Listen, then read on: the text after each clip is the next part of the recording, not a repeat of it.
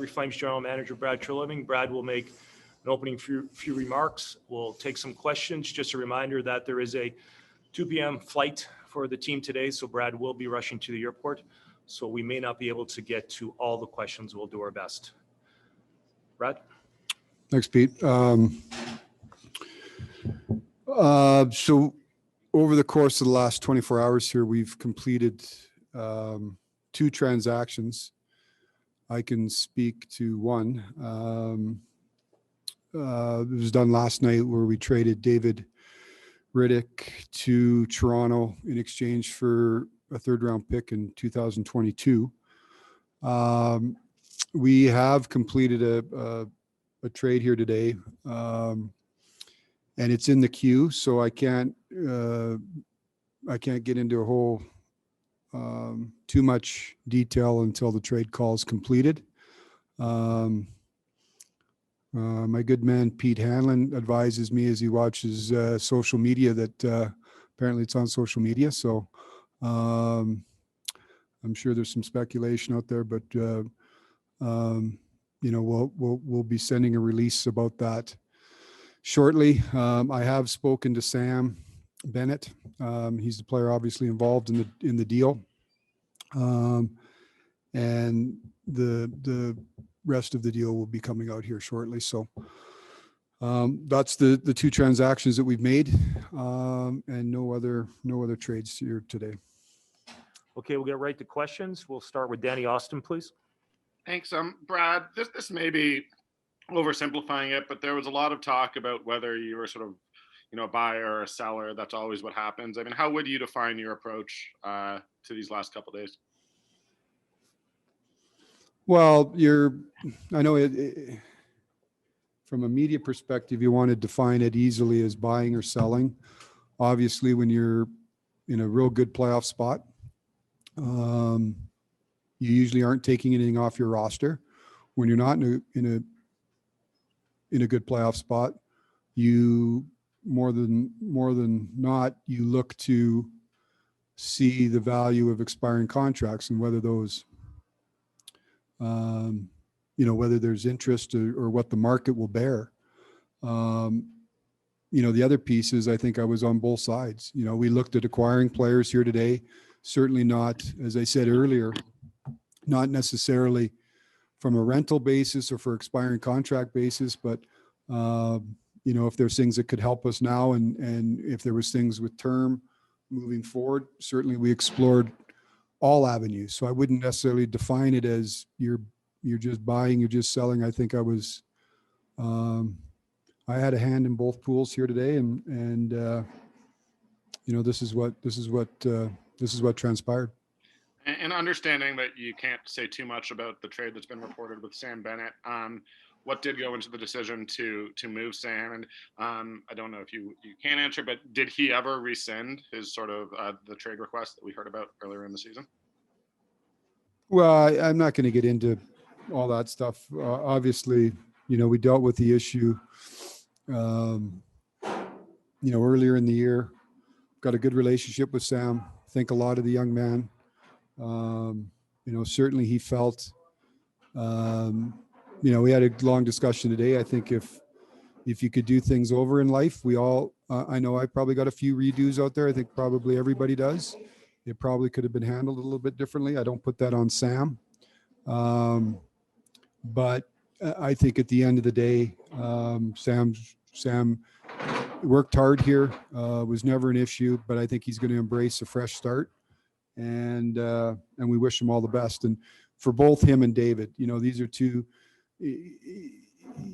we've got a job to do. I've got a job to do to manage the team. And I said earlier in the week, when you're in the position we're in, and we're certainly not, none of this stuff should be perceived as us throwing in the towel. We had to make some decisions on players whose contracts were expiring.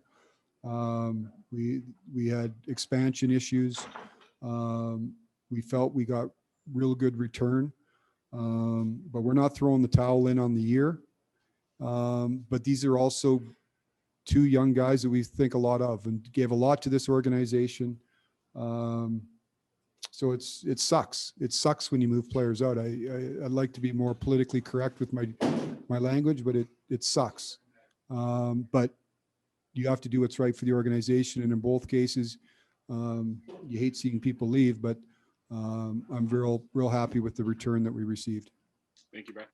Next, we'll go to Wes Gilbertson, please.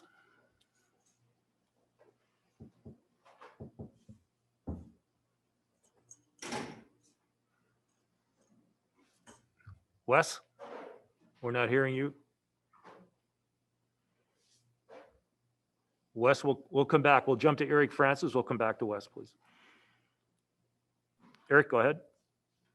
Yeah, can you just talk about, the David Riddick return was higher than I think many people expected. That says to me that there were several suitors involved. Is it safe to say that there was quite a lot of interest in David Riddick? I don't know if that's fair, Eric, to really get into that.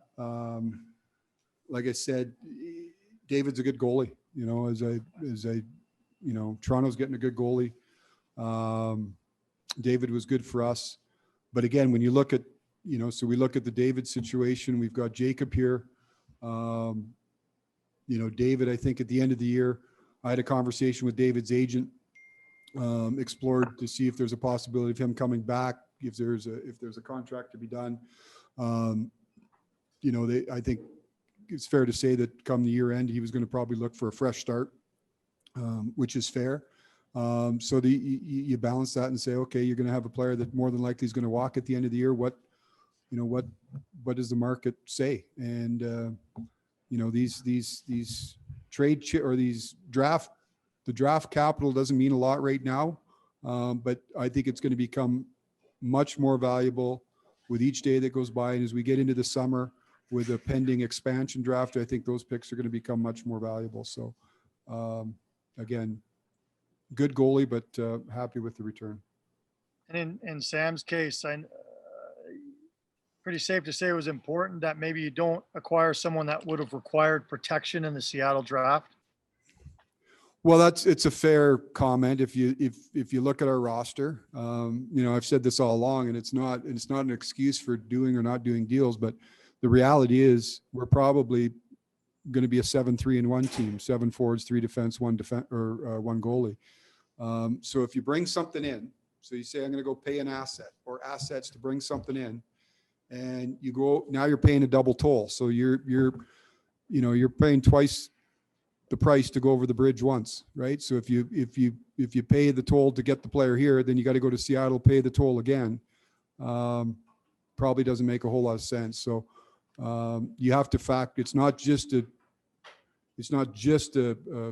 function of saying, okay, we're trading a player for a pick.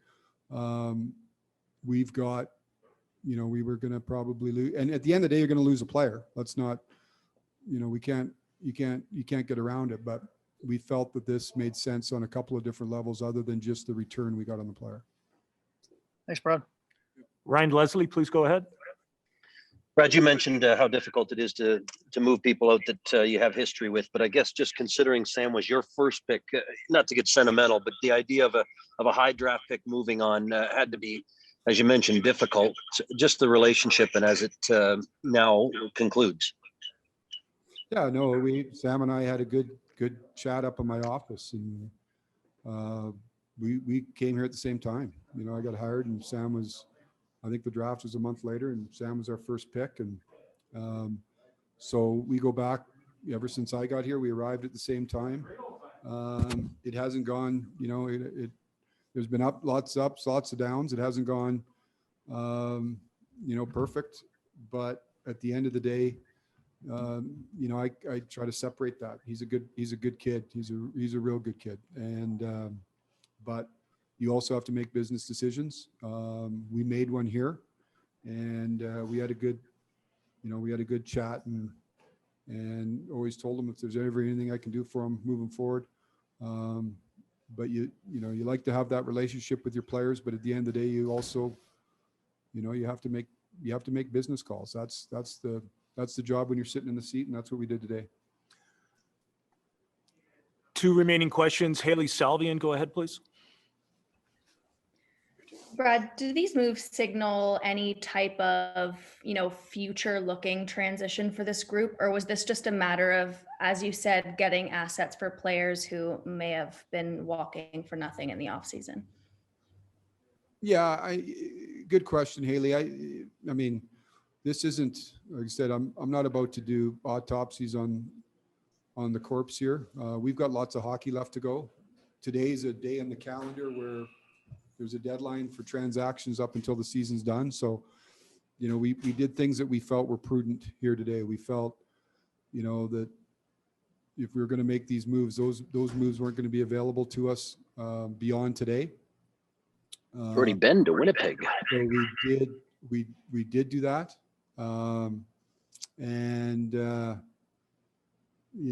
It doesn't signal, anything other than, we had some business to get done today and we got it done. We'll deal with the off season in the off season, but I stress again, we've got 15 games to go here. Final question, Ryan Pike.